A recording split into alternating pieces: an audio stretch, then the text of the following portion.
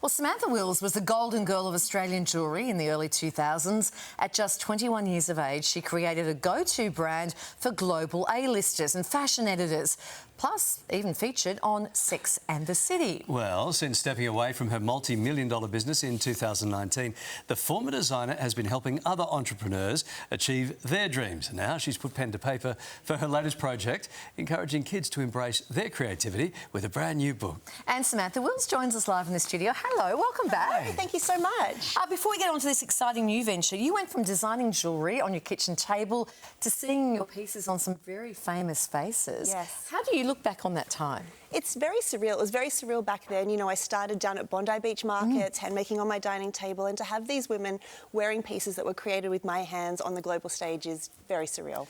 OK, everyone's trying this in their garage at the moment. Despite your sudden rise to fame, you say you weren't an overnight success. You're working hard for a long, long time. But what does it take to get your brand off a table at the Bondi markets and into star status? Yeah, I often say it took me 12 years to be an overnight success, and very much, you know, where creativity and commerciality meet, I think, is the formula that we used for that business.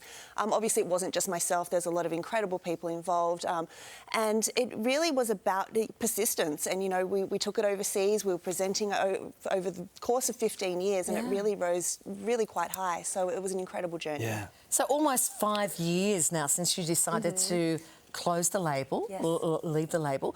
What happened and how hard was it to walk away?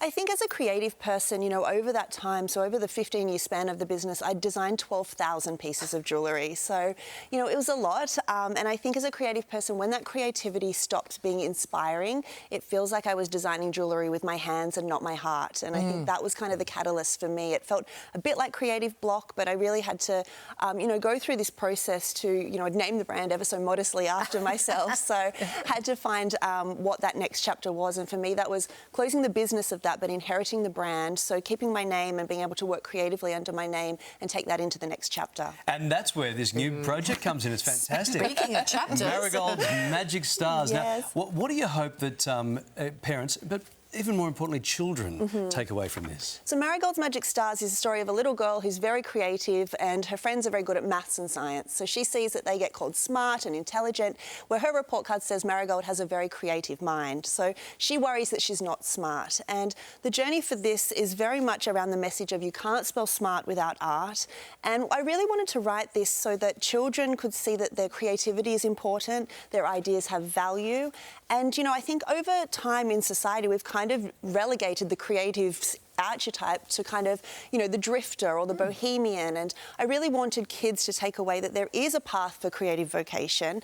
You might not learn in the same academic way that other kids do, but it's no less valuable. So the message is you can't spell smart without art. I love that. Oh, I love that. And what's been the reaction to... Because this book is aimed at, say, 7 to 10-year-olds. It is, yes. So what's been their reaction? We've had such... It's been out for 4 weeks now, and a lot of kids have said, wow, Mum, Marigold's just like me. And I think that's the most powerful thing to see ourselves in story and reflected back. A lot of adults have read it too and kind of burst into tears being like, oh gosh, this is just what I needed to be reconnected with my creativity. Yeah, wow. But definitely it's had a great response, and we're really excited to have it in little hands. And of course, big business still running through your veins, and people are asking you all the time, how do I turn my little startup into a big business? What's the big piece of advice?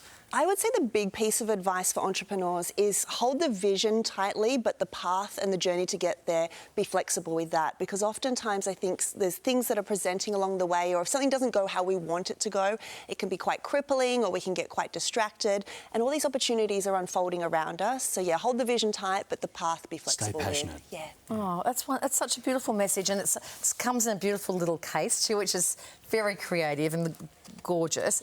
Samantha's brand new book is called Marigold's Magic Stars. Comes in a little presentation box, and it's out now by Samantha Wills. Lovely to see you. Thank you so much. We're back right after this.